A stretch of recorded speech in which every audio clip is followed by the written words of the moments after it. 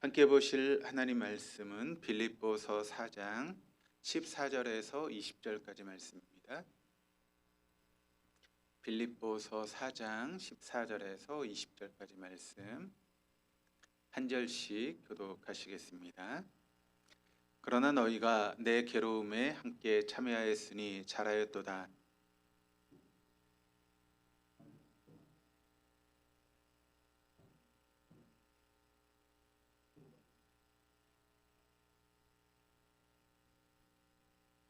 데살로니가에 있을 때에도 너희가 한두 번뿐 아니라 두 번이나 나의 쓸 것을 보내었도다.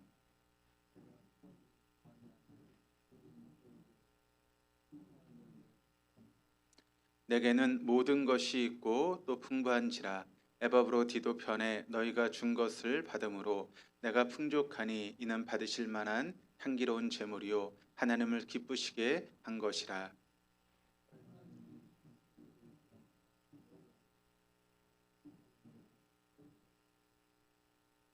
같이 읽겠습니다. 하나님 곧 우리 아버지께서 세세 무궁하도록 영광을 돌릴지어다. 아멘. 우리 옆에 있는 분들하고 인사하시겠습니다. 잘 오셨습니다. 더운 날씨에 이렇게 주회전에 나오셔서 예배하신 여러분들을 주님의 이름으로 축복합니다. 오늘 이 시간에도 우리에게 주시는 하나님의 은혜가 이 자리에 참석한 우리 모두 가운데 있기를 다시 한번 주님의 이름으로 축복합니다. 우리가 보고 있는 이 빌립보서의 그 말씀은 바울이 로마에 이제 갇혀 있을 때 빌립보 교회가 에바브로디도라고 하는 그런 사람 편에 바울을 후원하기 위해서 보냈던 후원금에 대한 감사의 편지다라고 하는 것을 계속 함께 나눴습니다. 그 이제 배경을 우리가 좀 더 설명을 하면 바울에게 전달할 그 선물을 가지고 이제 그 에바브로디도가 빌립보라고 하는 그런 지역에서 이제 사도 바울이 갇혀 있는 로마까지 오게 되었습니다. 그런데 그 에바브로디도가 로마로 오는 과정 속에서 그랬는지 아니면 로마에 도착해서 그랬는지 이 에바브로디도에게 질병이 생기게 되었습니다. 그런데 뭐 감기 정도의 그런 질병이 아니라 에바브로디도가 죽을 수도 있는 그런 큰 병에 지금 걸리게 된 것입니다. 가끔 이제 우리가 이제 뭐 아프리카가 되었든 중동이 되었든 동남아시아가 되었든 어떤 지역을 이제 여행하게 되면 그 지역에 있는 풍토병이 이제 있지 않습니까? 뭐 동남아 같은 경우 말라리아라든가 그런 풍토병이 이제 있게 되죠. 옛날에 제가 이제 기억했던 바로는 이제 텔레비 프로그램 중에 아프리카나 그런 것을 이제 방문해서 여러 가지 이제 소개하고 하는 그런 프로그램이 있었습니다. 근데 거기에 MC였던 그 탤런트가 거기서 이제 방문했다가 풍토병을 얻어서 목숨을 잃는 그런 일들이 있었죠. 그러니까 우리가 살던 지역이 아니라 새로운 곳에 가게 되면 그 지역에만 있는 그런 풍토병들이 종종 있게 됩니다. 근데 이 에바브로디도가 그렇게 이제 풍토병에 걸렸는지 큰 병에 걸리게 되었습니다. 그래서 에바브로디도의 상태가 굉장히 안 좋은 그런 상태였기 때문에 사도 바울의 입장에서는 이거 장례식을 준비해야 되는 것이 아닌가라고 하는 그런 마음이 들 정도로 에바브로디도가 지금 굉장히 위급한 그런 상황 가운데 빠지게 된 것입니다. 그런데 그 소식이 이제 어디로 알려지게 되었는가 하면 빌립보 교회에 이제 알려지게 되었습니다. 그러니까 빌립보 교회가 지금 에바브로디도를 파송해서 사도 바울을 돕기 위해서 보냈는데 자기가 보냈던 이 에바브로디도가 중병에 걸려서 위험한 상황 가운데 있다라고 하니까 그 소식을 들었던 빌립보 교회가 어떻겠습니까? 걱정할 수밖에 없게 되는 것이죠. 그런데 그 빌립보 교회가 에바브로디도 때문에 걱정하고 있다라고 하는 그런 소식을 또 누가 듣게 되었는가 하면 에바브로디도가 들었습니다. 그러니까 오히려 에바브로디도는 자기 때문에 빌립보 교회가 걱정하고 있다라고 하는 것 때문에 오히려 더 근심하게 된 것이죠. 또한 바울은 투병하고 있는 에바브로디도와 그리고 그것을 걱정하고 있는 빌립보 교회를 이제 걱정하고 있고, 또 빌립보 교회 같은 경우는 지금 투옥당하고 있는 바울과 또 중병을 앓고 있는 에바브로디도를 걱정하고 있는 그런 상황 가운데 있는 것이죠. 그런데 하나님께서 이 에바브로디도를 치료해 주셨습니다. 그래서 그가 회복할 수 있게 되었습니다. 그러니까 그 당시 뭐 의술이라든가 그런 것으로는 그렇게 치료받는 거 쉽지 않은 그런 상황이었는데 하나님의 은혜로 에바브로디도가 이제 나음을 얻게 된 것이죠. 그래서 바울이 빌립보 교회 성도들에게 에바브로디도가 나았다라고 하는 것을 알려주기 위해서 에바브로디도를 빌립보로 돌려보내면서 그의 손에 들려주었던 것이 무엇인가 하면 지금 우리가 보고 있는 이 빌립보서라고 하는 말씀입니다. 그러니까 에바브로디도가 이제 중병을 앓고 어려운 가운데 있다가 그 회복한 후에 이제 자신의 있었던 곳인 빌립보로 다시 돌아가는 그 과정 가운데 사도 바울이 이제 서신을 써서 이제 보낸 것이 바로 우리가 보고 있는 이 빌립보서라고 하는 그런 말씀인 것이죠. 네, 사도 바울이 여러분 이 빌립보서의 말씀을 통해서 우리에게 계속 이야기하고 있지만 사도 바울은 비천에 처할 때도 있었고 또 풍부에 처할 때도 있었다라고 하는 것입니다. 그런데 내가 비천에 있을 때도 마찬가지지만 풍부에 처할 때도 사도 바울은 자족함을 배웠다라고 하는 것을 이 빌립보서의 말씀을 통해서 우리에게 이야기를 하고 있습니다. 그런데 이 자족이라고 하는 단어가 어떤 단어였다라고 하는 것을 우리가 한 2주에 걸쳐서 함께 보고 있는데 우리가 이제 그 당시에 이제 이 자족이라고 하는 단어를 이제 썼던 사람들이 누구라고 말씀을 드렸죠? 스토아파들이 이 자족이라고 하는 단어를 사용했다라고 말씀을 드렸죠. 그런데 그들이 사용하는 자족이라고 하는 것은 무엇인가 하면 자신의 어떤 욕구나 혹은 자신이 가지고 있는 감정을 완전히 배제함으로써 얻는 그런 자족, 그것이 바로 스토아파들이 이야기하는 그런 자족이라는 것입니다. 그러니까 감정 혹은 욕구 같은 것을 완전히 배제합니다. 그래서 주변의 사람들을 바라봤을 때 어려운 사람들을 보는 그 불쌍히 여기는 그런 감정마저도 다 배제해서 그런 것을 통해서 얻게 되는 자족, 또 평안, 그것이 바로 스토아파가 말하는 자족이었다는 것이죠. 그러니까 인간이 인간 속에서 만들어내는 자족이었다라고 하는 것을 보게 됩니다. 그것을 우리는 자급자족이라고 그렇게 이야기할 수 있죠. 그런데 사도 바울이 이야기하고 있는 자족이라고 하는 단어는 그런 의미가 아니었다라고 하는 것을 말씀을 드렸죠. 그러니까 사도 바울이 이제 말하고 있는 자족이라고 하는 것은 무엇인가 하면 사도 바울의 삶 가운데 능력으로 역사하시는 그런 분을 신뢰함으로 생겨나는 그런 자족, 그것이 바로 사도 바울이 말하는 자족인데, 그래서 어떤 의미에서 사도 바울의 자족은 신급 자족이다라고 그렇게 이야기할 수 있다는 것이죠. 그러니까 여러분, 사도 바울이 어느 때는 풍부함에 처할 때가 있었습니다. 또 배부른 그런 상태 가운데 있을 수 있었다는 것이죠. 그리고 모든 것이 형통한 시절이 사도 바울에게도 있었다는 것입니다. 그런데 그 모든 것이 누구에게서부터 오는 것입니까? 바로 하나님으로부터 주어지는 것이다라고 하는 것을 사도 바울이 알았기 때문에 그가 그렇게 배부르고 또 풍부하고 형편이 좋은 그런 형통한 삶에 있다 할지라도 그는 교만하지 않을 수 있었다는 것입니다. 왜 그렇죠? 그 모든 것이 나에게 오는 것이 아니라는 것입니다. 하나님으로부터 나에게 오는 것이기 때문에 사도 바울은 그 상황 가운데 교만하지 않았던 것입니다. 뿐만 아니라 사도 바울은 배고플 때가 있었습니다. 또 궁핍한 그런 상황들이 있었고 뿐만 아니라 여러 가지 어려움의 상황들이 사도 바울의 삶 가운데 있었다는 것입니다. 그런데 그럼에도 불구하고 사도 바울이 여러분 실망하거나 낙담하지 않을 수 있는 이유는 무엇인가 하면 그가 자족을 배웠는데 그 자족은 어떻게 해서 여러분 주어지는 자족이었습니까? 바로 나를 사랑하시는 그 능력의 하나님께서 지금 내 삶을 이렇게 이끌어가고 계시고 또 모든 것을 합력하여 선을 이루어 가신다라고 하는 그런 신뢰함이 사도 바울에게 있었기 때문에 그런 상황 가운데도 사도 바울은 주눅들거나 낙담하지 않을 수 있었다는 것이죠. 여러분 우리에게도 이런 마음이 있을 때 우리는 어떤 상황 가운데도 여러분 주눅들거나 교만하지 않을 수 있습니다. 왜냐하면 지금 우리의 삶은 여러분 누가 주관하고 계십니까? 능력 많으신 하나님께서 우리의 삶을 주관하십니다. 때로는 우리가 잘못된 선택을 하고 또 잘못된 일을 함으로 우리에게 어려움이 주어질 수 있습니다.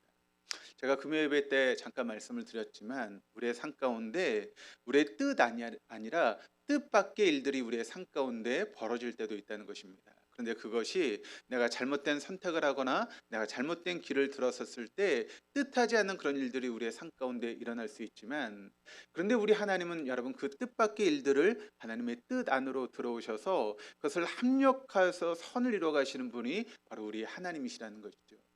우리가 그 하나님을 신뢰하고 바라볼 수만 있다면 우리는 어떤 상황 가운데도 낙담하거나 낙심하거나 주눅들지 않을 수 있는 것이죠. 그러므로 사도 바울이 자족을 배울 수 있었던 것처럼 우리 성도들이 자족을 배울 수 있다면 우리는 어떤 상황 가운데도 여러분 주눅들거나 교만하지 않고 하나님을 바라보는 믿음의 길을 걸어갈 수 있게 되는 줄 믿습니다. 그렇다고 해서 사도 바울이 에바브로 디도를 통해서 이런 선물을 보내준 그런 빌립보 교회에 대해서 고맙지 않은 것은 아니었습니다. 그래서 오늘 본문 14절 말씀을 보시면 이렇게 증가합니다. 그러나 너희가 내 괴로움에 함께 참여하였으니 잘하였도다. 여기 사도 바울이 내 괴로움에 함께 참여했다라고 이야기를 하고 있는데, 이 괴로움이라고 하는 단어를 보게 되면 이제 어떤 단어인가 하면 사방에서 조여오는 그 무엇 혹은 압력기로 무엇을 누르는 것, 그것이 바로 괴로움이라고 하는 단어입니다. 그러니까 사도 바울은 지금 여러분 어디 있었는가 하면 로마의 감옥에 갇혀 있는 그런 상황 가운데 있었다는 것이죠. 그렇기 때문에 그 감옥이라고 하는 상황이 지금 사도 바울의 삶을 조여오고 있는 그런 상황 가운데 사도 바울이 괴로움을 당하고 있었다는 것이죠. 뿐만 아니라 그 오랜 시간 동안 감옥에 있으면서 경제적이거나 어떤 부분에서나 굉장히 궁핍한 그런 상황 가운데 사도 바울이 빠지게 되었는데, 그런 여러 가지 상황 가운데 사도 바울이 짓눌릴 수밖에 없었다는 것입니다. 여러분 그렇지 않습니까? 우리가 가끔 생활하다 보면 물질적인 그런 어려움이 찾아올 때가 있지 않습니까? 그러면 뭔가 이 물질적인 그런 부분들을 해결해야 되는데 그 해결해야 될 시간은 점점 다가오는데 해결할 수 있는 방법이 없습니다. 그러면 그거에 우리가 짓눌리는 그런 경험들이 있지 않습니까? 그러니까 지금 사도 바울이 그런 괴로움을 당하고 있었다는 것입니다. 그런데 그때 사도 바울에게 에바브로 디도를 통해서 빌립보 교회에 그런 선물이 도착하게 된 것입니다. 그러니까 그것이 그저 사도 바울이 어떤 물질적인 도움을 받은 것으로 끝나는 것이 아니라 그런 상황 가운데 자족하기를 배웠던 사도 바울에게 마치 하나님께서 사도 바울을 격려하고 있는 그런 격려로 사도 바울이 받아들이게 되었다는 것이죠. 그러니까 힘들고 어려운 상황 가운데 지금 믿음을 지키고 있는 사도 바울에게, 바울아, 너 지금 잘하고 있어. 흔들리지 마. 내가 너와 함께 할 거야라고 하는 그런 격려의 말씀이 바로 사도 바울에게 그와 같은 에바브로 디도를 통해서 보내졌던 빌립보 교회의 후원이었다는 것입니다.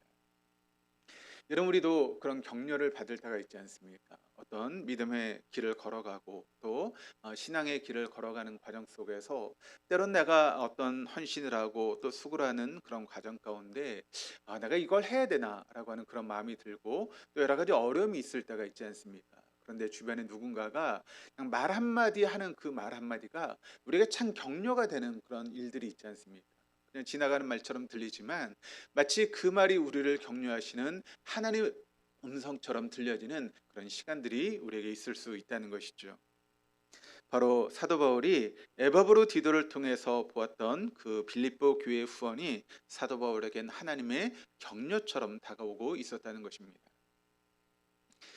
사도 바울이 여러분 다메섹으로 가는 그런 과정 가운데 부활하신 주를 만남으로 그의 인생이 여러분 180도로 달라지게 되지 않았습니까? 그런데 사도 바울이 그렇게 그의 인생이 달라지게 되었을 때 그 사도 바울에게 일어났었던 일들을 우리가 보게 되면 여러분 그 일들이 그저 쉬운 것은 아니었습니다. 굉장히 힘들고 그런 어려운 일이었다라고 하는 것을 우리가 보게 되는데, 사도 바울에게 일어났던 일들이 여러분 어떤 일들이겠습니까? 바로 가족들과의 단절이 이루어졌습니다.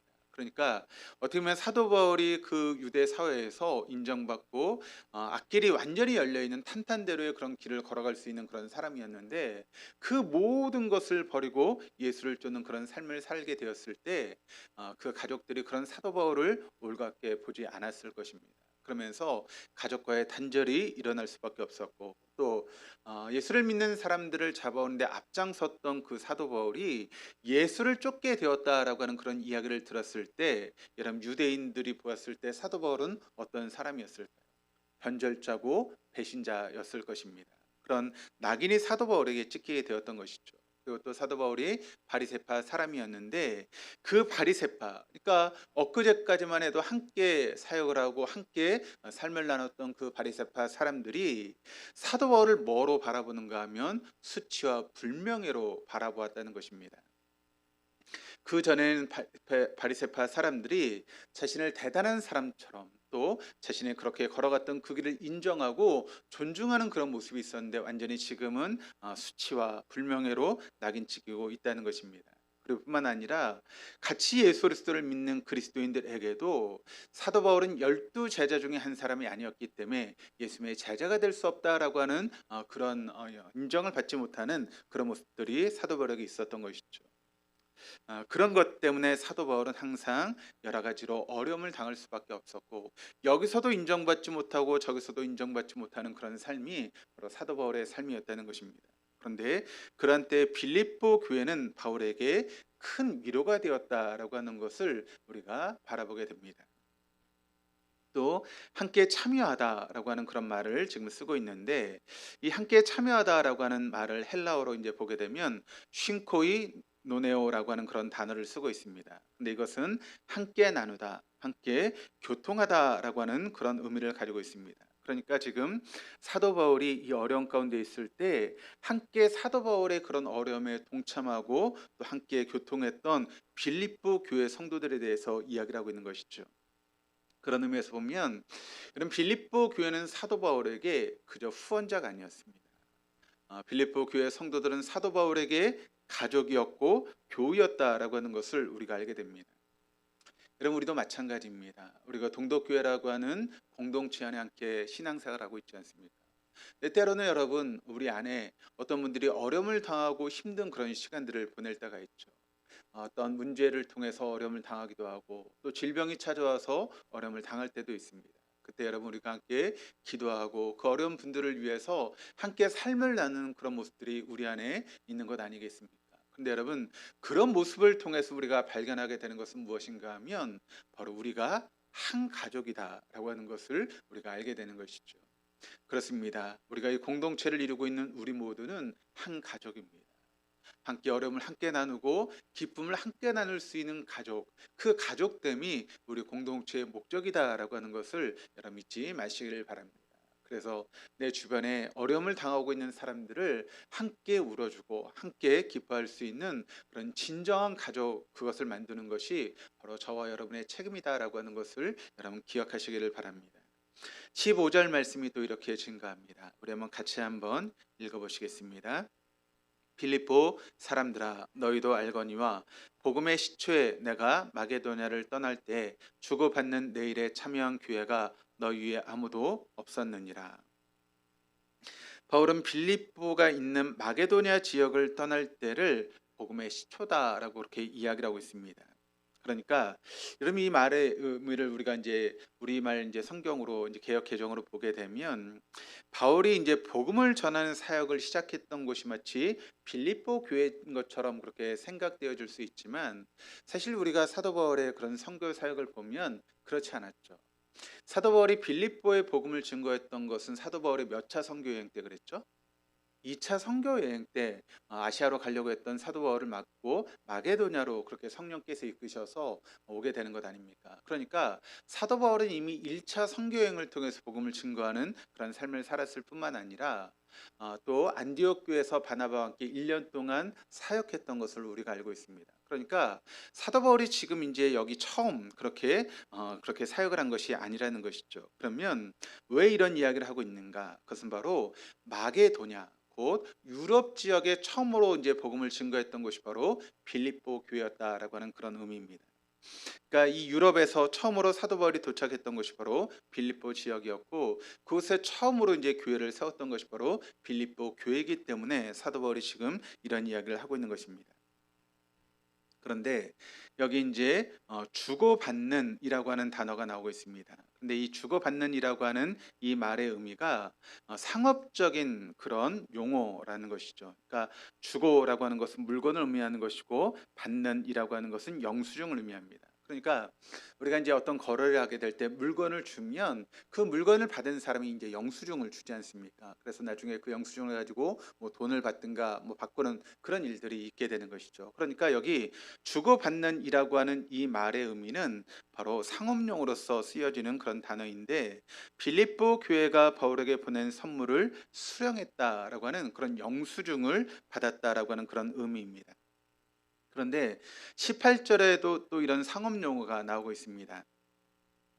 내게는 모든 것이 있고 또 풍부한지라 애법으로 편에 너희가 준 것을 받음으로 내가 풍족하니 이는 받으실 만한 향기로운 제물이요 하나님을 기쁘시게 한 것이라.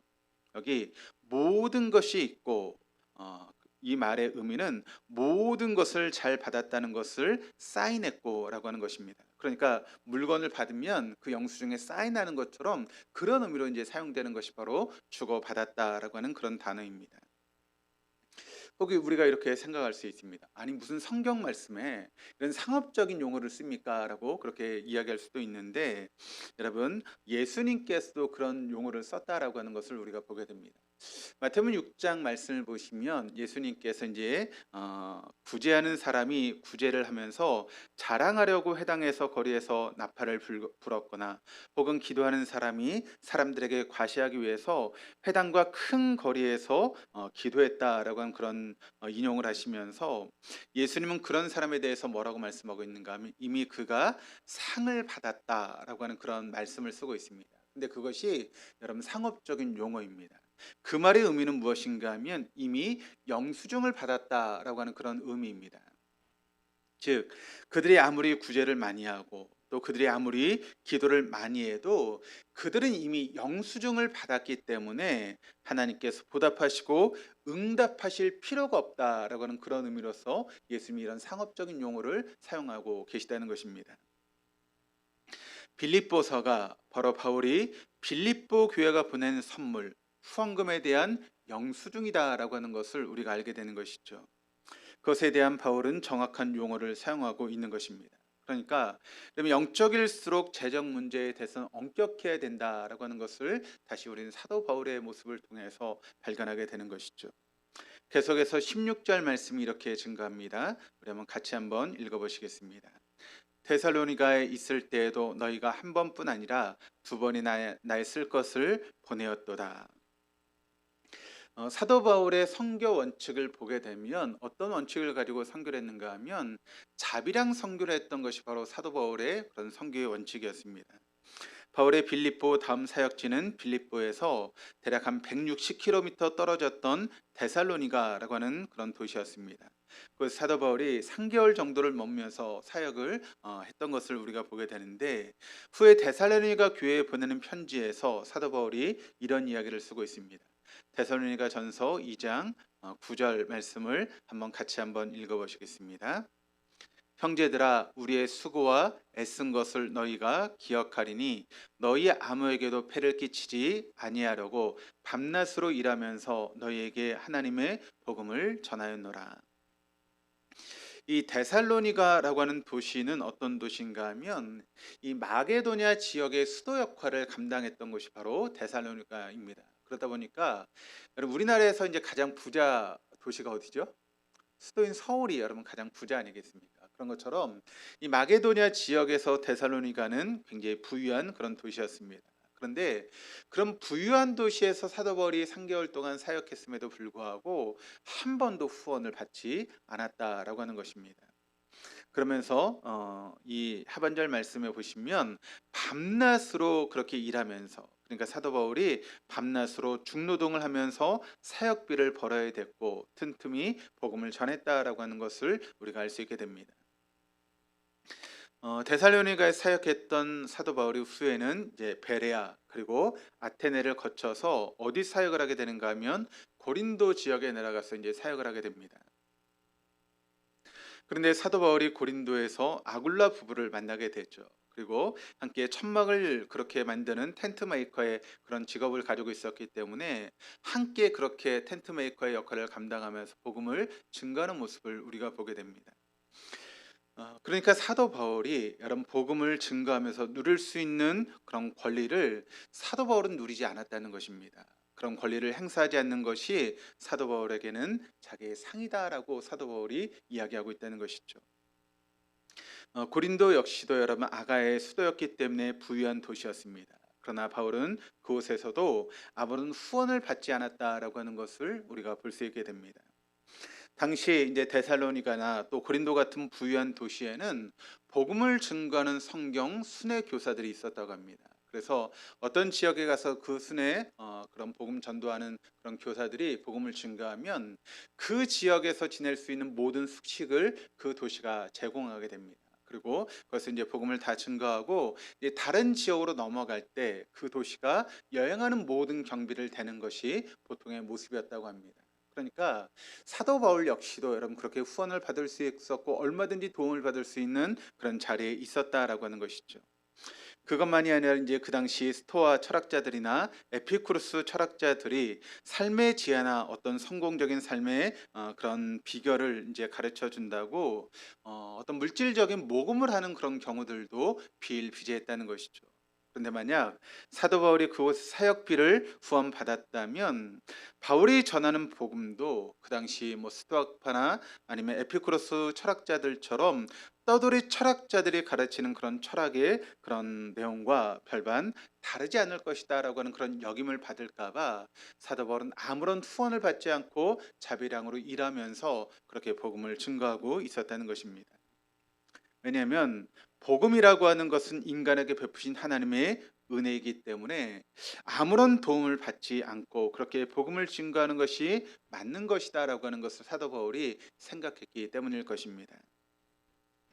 그런데 빌립보 교회는 바울이 데살로니가에 있었던 3개월 동안 2번, 그리고 지금 로마 감옥에 갇혀 있을 때 애법으로 디도를 편해서 1번, 그러니까 총 3번을 통해서 사도 바울을 후원하고 도왔던 것입니다. 빌립보 교회는 복음을 받은 지 얼마 되지 않는 신생 교회였습니다. 빌립보는 데살로니가나 고린도보다 부유한 그런 도시도 아니었습니다. 그럼에도 빌립보 교회가 순수한 마음으로 사도 바울을 후원할 수 있었던 것은 바로 소아시아를 향하려고 했던 사도 바울의 사역을 하나님께서 2번이나 막으시고, 그래서 그 방향을 아시아가 아니라 유럽으로 마게도냐로 트셔서 이 빌립보라고 하는 도시로 향하게 하셨고, 그 빌립보 교회를 세우게 하신 그 하나님의 손길을 빌립보 교회 성도들이 신뢰하고 믿었기 때문에 그렇게 사도 바울을 후원할 수 있었다는 것입니다. 또 루디아의 마음을 열어주신 것, 그리고 귀신에 들려서 점쳤던 그 소녀를 고쳐주셨던 것, 또 빌립보 감옥에 옥문이 열린 것을 통해 간수와 그 간수의 가족이 세례를 받은 것, 그 모든 것들이 바로 하나님의 신비한 역사로 그 빌립보 교회 성도들이 받아들였기 때문에 이렇게 그들이 사도 바울에게 후원할 수 있었다라고 하는 것입니다. 그래서 그들이 그 은혜를 알았기 때문에, 그 놀라운 하나님의 신비한 역사를 그들이 신뢰했기 때문에 미력 하나마 후원을 통해서 하나님께서 바울을 통해서 일하시기 원하시는 그 일을 후원하기 위해서 애썼던 것이 바로 빌립보 교회 성도였다라고 하는 것을 오늘 말씀을 통해서 우리는 알게 되는 것이죠. 여러분, 우리가 이 자리에 나와서 이 저녁에 예배 드릴 수 있게 되었다라고 하는 것, 이런 그것이 무엇을 의미하는 것이겠습니까? 우리가 빌립보 교회 성도의 입장에서 우리가 보게 되면 그 역시도 우리를 향하신 하나님의 신비한 역사가 있었기 때문에 우리가 이 자리에 나와서 예배할 수 있는 것 아니겠습니까? 여러분, 우리가 다른 사람보다 신앙심이 깊고 또 다른 사람보다 복음에 대한 그런 열정이 있었기 때문에 우리가 이 자리에 있는 것입니까? 그렇지 않습니다. 여러 가지 일들을 통해서 우리의 마음을 만지시고 우리의 삶을 인도하셨던 그 하나님의 신비한 역사가 우리의 삶 가운데 있었기에 우리가 이 저녁 주님의 전에 나와서 예배하게 되는 줄 믿습니다. 그렇기 때문에 우리가 이렇게 예배하고 또 신앙생활 하면서 하나님께 감사하는 마음을 담아서 예물을 올려드리는 것 아니겠습니까? 바울이 빌립보 교회가 보내준 선물을 받은 까닭을 17절 말씀을 통해서 밝히고 있는데 이렇게 증거합니다. 우리 한번 읽어보시겠습니다. 내가 선물을 구함이 아니요 오직 너희에게 유익하도록 풍성한 열매를 구함이라. 이 말을 이제 원어적으로 우리가 이제 풀어보면 이런 말이 됩니다. 저는 선물을 구하는 것이 아닙니다. 여러분이 이익을 많이 남겨서 여러분의 통장에 더 많이 저축할 수 있기를 구합니다라고 하는 그런 이야기입니다. 그러니까 바울이 도움을 받은 것은 이제 사실이고 자신이 도움을 받았지만 도움을 주었던 빌립보 교회가 더 잘 되기를 원하는 마음이 바로 사도 바울에게 있었다라고 하는 것을 알게 되는 것이죠. 그래서 바울이 빌립보 교회에서 보내준 선물을 어떻게 생각했는지를 18절 말씀이 우리에게 증거하고 있는데 같이 한번 읽어보시겠습니다. 내게는 모든 것이 있고 또 풍부한지라 에바브로 디도 편에 너희가 준 것을 받음으로 내가 풍족하니 이는 받으실 만한 향기로운 제물이요 하나님을 기쁘시게 한 것이라. 사도 바울이 에바브로 디도 편에 보내줬던 빌립보 교회 그 후원금을 통해서 자신이 풍족하다라고 그렇게 이야기를 하고 있습니다. 그러니까 이것은 사도 바울이 그 빌립보 교회를 향한 감사의 표현입니다. 사실 여러분, 감옥에 있었던 그런 사도 바울이 빌립보 교회가 보내준 그것 때문에 얼마나 풍족했겠습니까? 힘들고 어려운 상황 가운데 조금 도움은 되었겠지만 풍족하다라고 하는 그런 단어를 쓸 정도로 그렇게 크게 많이 도움을 받지는 못했을 것입니다. 그럼에도 많이 받았다라고 이야기를 하고 있고 또 채우고도 남는다라고 그렇게 이야기를 하고 있습니다. 그러니까 사도 바울이 이런 고백을 할 수 있었던 이유가 있다면 무엇 때문이겠습니까? 바로 사도 바울은 자족하는 것을 배웠기 때문에 이런 고백을 할 수 있게 되었다는 것이죠.